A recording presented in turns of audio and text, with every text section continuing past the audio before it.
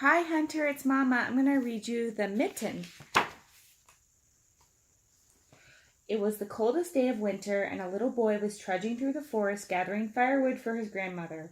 "Bring back all that you can find," the old woman had said as she sat knitting a pair of mittens. "The north wind blows cold, and we must have a good fire to keep us warm."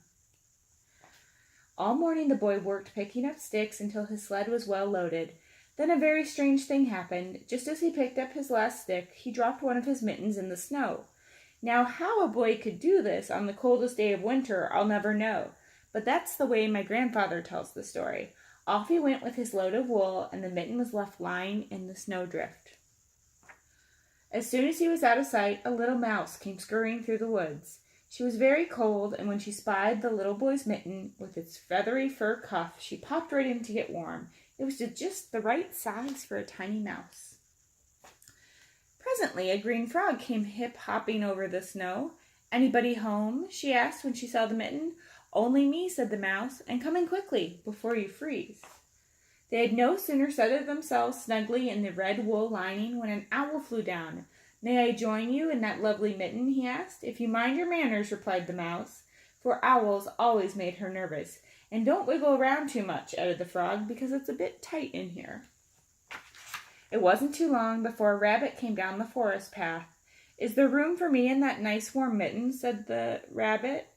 "It's awfully cold out here." "Not much space left," said the mouse and the frog and the owl, "but come in, we'll see what we can do."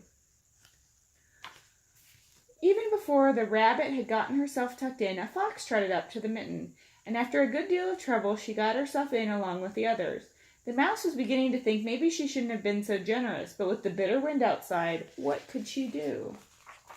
And now, if things weren't bad enough, the next visitor was a big gray wolf, who wanted to come in too. "I don't know how we'll manage," said the mouse, "but we'll try." Everyone moved around, and finally the wolf was squeezed into the mitten. It was very crowded by now, but at least it was warm.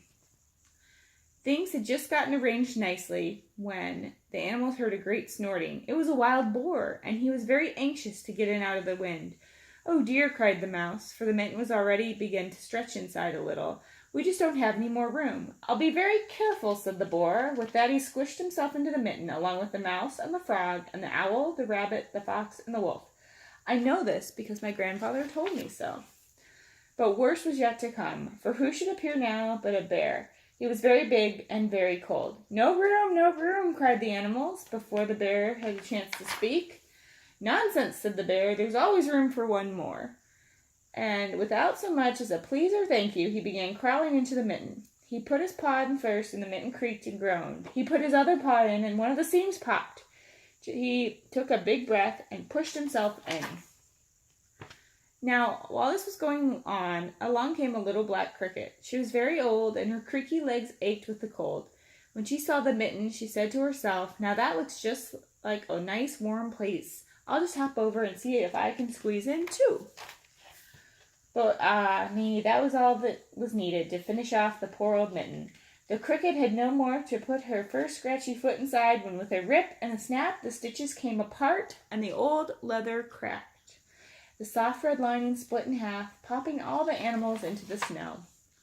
Well, at this very moment, the little boy discovered that he only had one mitten, but all he could find when he went back were the ripped-apart pieces, and he thought he saw a little mouse scurrying away with a bit of red wool perched upon her head. It looked very much like the lining of his missing mitten. "Oh, well," he said as he snuggled his cold aunt inside his coat, "my grandmother will surely have finished my new mittens by now." Then he hurried home with the north wind nipping at his cheeks.